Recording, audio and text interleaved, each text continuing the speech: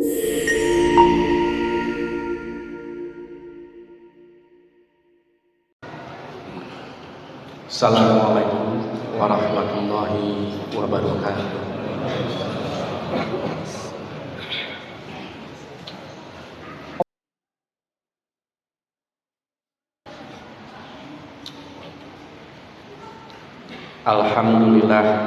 Alhamdulillahilladzi arsala rasulahu bil huda wa dinil haq liyudhhirahu 'ala dini kullihi wa kafaa billahi shahida. Asyhadu an la ilaha illallah wa asyhadu anna Muhammadar Rasulullah. Allahumma sholli ala Muhammad wa ala alihi wa ashabihi ajma'in, amma ba'd. Qala Allah fil Qur'anil Karim, a'udzu billahi minasy syaithanir rajim. Bismillahirrahmanirrahim.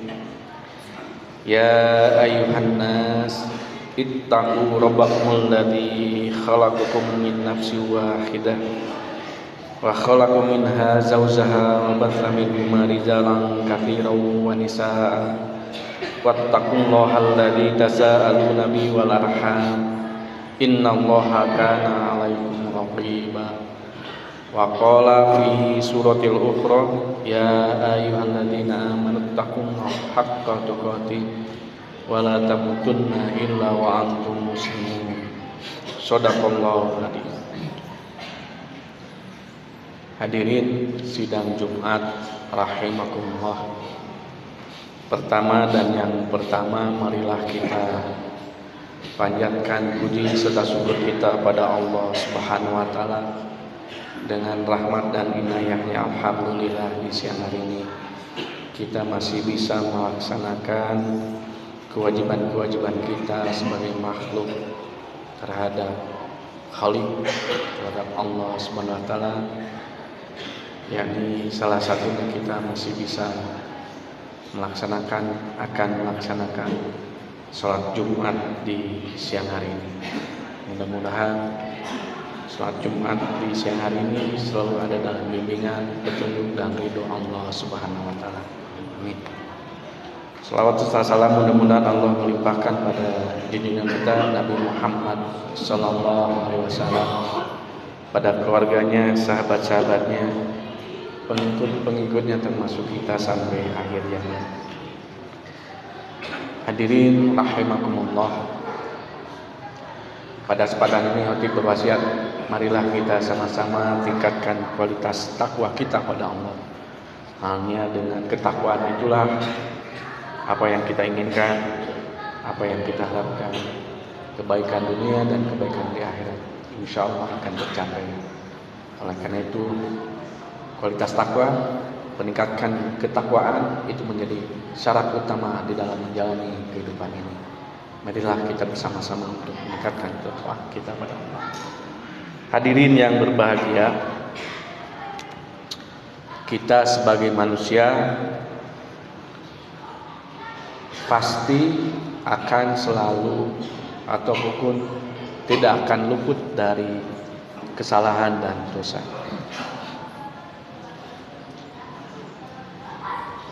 Tidak memandang dari sisi jabatan ataupun juga warna kulit, mau putih, hitam, atau seperti kita sawo matang, bahkan dari mulai Nabi Adam sampai ke anak cucunya termasuk kita, pasti akan pernah melaksanakan dosa. Makanya pantas ada statement, ungkapan al-insan halul khata wan nisyan, bahwa setiap manusia itu tempatnya berbuat kesalahan dan kelupaan. Ini menunjukkan bahwa kita sebagai manusia tidak akan pernah lepas dari kesalahan. tidak akan pernah lepas dari berbuat dosa, apakah dosa itu disengaja ataupun tidak disengaja, dosa itu kecil ataupun dosa itu besar. Kita selalu ataupun akan selalu melakukan itu. Tetapi yang sebaik-baiknya manusia di dalam atau pernah melakukan kesalahan, maka segeralah untuk berbuat taubat, melaksanakan taubat. Kullu bani Adam khata'un wa khairi khata'in at-tawabin. Setiap bani Adam itu khata'un, selalu melakukan kesalahan, selalu melakukan dosa. Wa khairu khata'in, dan sebaik-baiknya berbuat dosa atau setelah berbuat dosa, setelah berbuat kesalahan, at-tawabin, segera untuk melakukan taubat. Tidak akan lagi melakukan dosa tersebut dan akan selalu berbuat kebaikan-kebaikan.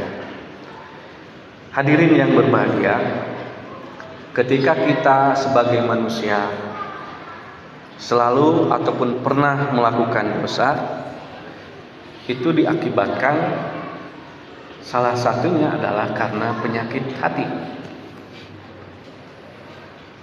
Kita punya hati dan hati itu sakit. Ketika hati sakit itu, maka dampaknya sangat besar dalam kehidupan. Bisa jadi kita sakit secara fisik, manusia sakit secara fisik, apapun penyakitnya, bisa jadi bukan karena hal-hal misalnya terkait dengan makanan, tetapi bisa jadi terkait karena dengan hati. Hatinya sakit. Kalau hatinya tidak sakit, maka secara fisik jasad kita itu akan baik. Tetapi kalau hatinya sakit, maka jasadnya pun juga akan sakit. Sebagaimana Rasul bersabda dalam riwayat Bukhari Muslim, ala wa inna fil jasadi mudghah idza salahat salahat jasadu kullu wa idza fasadat jasadu kullu ala wa hiya qalb. Ketahuilah, sesungguhnya dalam tubuh terdapat segumpal daging. Inna fil jasad mudghah. Sesungguhnya dalam tubuh kita mudghah, ada segumpal daging. Wa idza salahat salahat jasadu kullu. Apabila daging itu baik, maka seluruh tubuhnya akan baik. Dan apabila daging itu buruk, tidak baik, maka seluruh tubuh itu tidak baik, tidak sehat. Pantas kalau ingin jasad kita sehat, ya hatinya pun juga harus sehat. Kalau jasad kita jelek, itu salah satu indikator bahwa hati kita lagi sakit. Hadirin yang berbahagia, oleh karena itu hati mengajak, marilah kita untuk introspeksi diri. Apakah hati kita itu sehat ataupun jelek? Kalaupun sehat, ya, diteruskanlah kita untuk selalu memelihara hati kita menjadi sehat. Kalau hati kita jelek, sakit, maka segeralah perbaiki hati itu, salah satunya dengan cara taubat, at-tawabin. Salah satu penyakit hati salah satu penyakit hati yang mesti kita waspadai, yang mesti kita benar-benar waspada, yang bisa terjadi pada diri kita, yaitu punya sikap mengumpat dan mencela. Mengumpat dan mencela itu merupakan penyakit yang sangat berbahaya, yang mengakibatkan tadi tidak hanya secara fisik saja sakitnya, tapi juga mempunyai dampak nanti ketika di akhirat. Allah akan memberikan azab yang sangat pedih terhadap orang yang punya sifat atau penyakit hati selalu mengumpat dan mencela. Oleh karena itu marilah kita renungkan surat Al-Humajah ayat 1 sampai ayat 9 yang tentunya kita sudah hafal tentang ayat tersebut.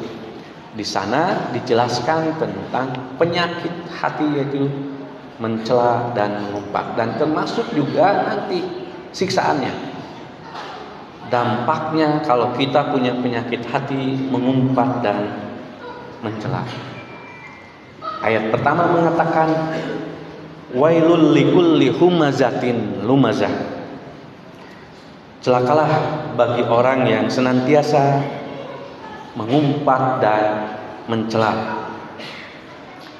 Di dalam ayat ini terdapat kata al-hamzun dan lamzun yang mengandung arti pelecehan dan penghancuran. Kata itu ditujukan kepada orang yang senantiasa memiliki kebiasaan melecehkan, memburukkan, memfitnah orang lain dan menjatuhkan martabatnya. Para ulama tafsir menjelaskan kata hamzun dan lamzun itu sikap hati yang selalu mencela dan mengumpat. Hanya bedanya kata hamzun itu, kata Ibnu Katsir, dengan ucapan. Jadi memfitnah, menggibah, menjelek-jelekan, mencela dengan ucapan. Itu kata hamzun. Sedangkan kata lamzun itu dengan perbuatan, dengan sikap. Jadi mencela dan melecehkannya itu dengan sikap.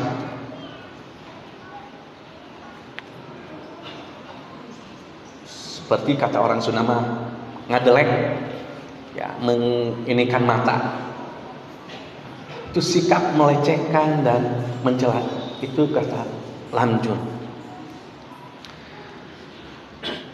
Ayat di atas dapat dipahami, celakalah bagi setiap orang yang selalu mengumpat dan mencaci, baik dengan ucapan ataupun dengan isyarat. Dan demikian pula pencela dan dengan menampilkan keburukan orang lain untuk menghinakannya akan celaka. Wailun, celakalah, hancur. Perbuatan ini berdampak buruk dalam pergaulan karena mencoreng wibawa dan kehormatan seseorang serta menghilangkan kepercayaan kepada orang tersebut. Allah akan timpakan kemurkaan dan azabnya kepada setiap orang yang mengumpat, mencela dan menyakiti mereka, baik di hadapan maupun di belakang mereka. Hal ini oleh Allah dijelaskan dalam surat Al-Hujurat ayat 12. Ya ayyuhalladzina amanu istanibu katsiran minadh-dhann inna ba'dadh-dhann ismun wala tajassasu wala yaghtab ba'dukum ba'dha ayyuhibbu ahadukum ayyakula lahma akhihi maitan fakarihtumuhu wattaqullaha innallaha tawwabur rahim. Hei orang-orang yang beriman, jauhilah kebanyakan prasangka atau kecurigaan karena sebagian dari prasangka itu dosa. Dan janganlah mencari-cari keburukan orang, dan janganlah menggunjing satu sama lain. Adakah seorang di antara kamu yang suka memakan daging saudaranya yang sudah mati? Maka tentulah kamu merasa jijik kepadanya, dan bertakwalah kepada Allah, sungguh Allah Maha penerima taubat lagi Maha penyayang. Hadirin yang berbahagia, orang yang seperti ini memiliki karakter sifat selalu mencari-cari kesalahan orang lain. Yang dia lihat hanyalah keburukan orang di belakangnya. Ketika dihadapkan pada orang tersebut, dia malah memuji-muji orang. Nah, ini perbuatan menjilat, lamjun ataupun hamzun. Diartikan hamzun dan lamjun tadi penghancuran, karena memang bagi mereka yang memiliki sifat ini akan mendapatkan azab yang dapat menghancurkan mereka. Karena punya sifat hamzun dan lamjun, maka Allah akan menghancurkannya, akan membinasakannya. Ayat yang kedua, alladzi jama'a malau wa addadah, yaitu orang yang mengumpulkan harta dan menghitung-hitungnya. Penyebab adanya sifat pencela dan pengumpat dari seseorang, salah satunya karena dia selalu mengumpulkan harta dan menghitung-hitungnya. Ia memandang harta adalah segala-galanya. Dengan kekayaan yang melimpah, dia bisa mendapatkan segala yang ia inginkan. Dalam pandangan hidupnya, kemuliaan, ketinggian derajat, harkat dan martabatnya hanya ada dalam harta. Orang yang mempunyai harta yang sama dengannya, ia akan puji-puji. Sebaliknya, orang yang tidak mempunyai harta akan dihina di mana-mana. Setiap dia mendapatkan tambahan harta, sehingga hartanya semakin banyak, maka pada waktu itulah timbul kecongkakan untuk menghina orang lain. Setiap orang yang datang kepadanya, ia terima dengan rasa curiga, dengan memandang rendah terhadap orang tersebut. Alladzi jama'a malau wa addadah. Salah satu yang mengakibatkan timbulnya punya sifat mencela dan mengumpat karena harta. Harta menjadi segala-galanya. Harta menjadi tujuannya. Harta bukan sebagai media untuk mendekatkan diri kepada Allah, tapi harta dijadikan untuk mengangkat dirinya, bahwa seolah-olah dialah yang paling tinggi, dialah yang paling mulia.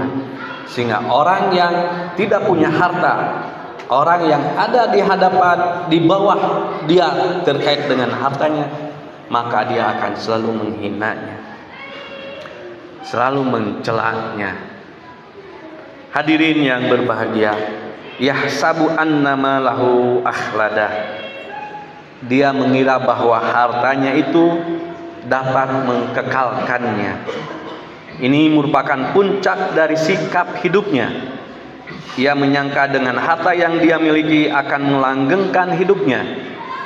Ia terpesona dengan berbagai keistimewaan yang ia dapat, sehingga ia lupa bahwa kehidupan ini pasti akan berakhir. Ia lupa diri dan memandang bahwa hidup ini akan terus selama-lamanya. Karena ia merasa bahwa dengan harta itu dia terpelihara dari gangguan penyakit, terpelihara dari gangguan keamanan dan bahaya kelaparan, sehingga ia tidak mau terpisah dari hartanya. Itulah sifat orang yang mencela, orang yang selalu mengumpat. Dan ini dampaknya tadi saya katakan di akhirat nanti, tidak hanya di dunia. Di dunia mungkin dengan mendapatkan penyakit fisiknya, sakit fisiknya, tapi juga nanti di akhirat dia oleh Allah akan dihancurkan, akan disiksa. Apa ukbahnya apa ganjarannya bagi orang yang selalu mencela dan mengumpat. Dijelaskanlah oleh Allah dalam ayat selanjutnya. Kalla la yumbadanna fil khutamah wa ma adraka mal khutamah narullahil muqaddah allati tattali'u 'alal afidah innaha 'alaihim muqsadah fi amadim mumaddadah. Sekali-kali tidak. Sesungguhnya dia benar-benar akan dilemparkan oleh Allah ke dalam neraka Hutomah. Dan tahukah kamu apa neraka Hutomah itu?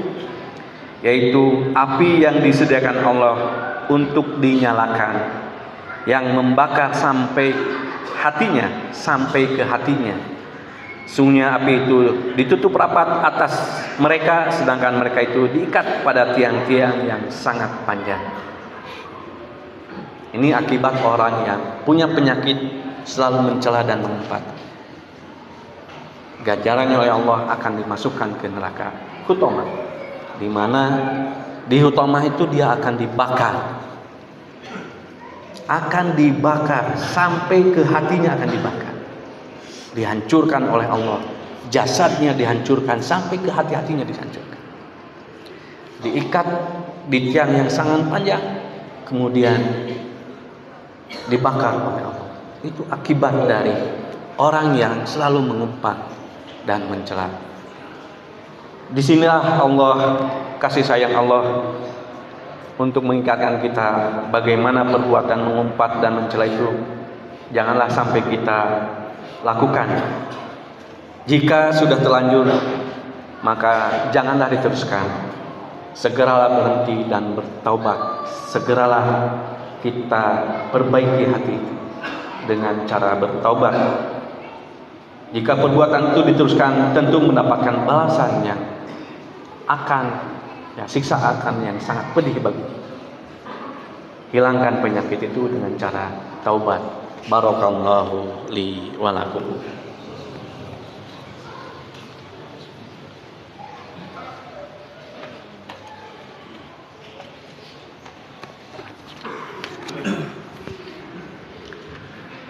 Hamdalillah wa syukranillah, asyhadu an la ilaha illallah wa asyhadu anna Muhammadar Rasulullah. Allahumma sholli ala Muhammad wa ala alihi wa sahbihi ajmain.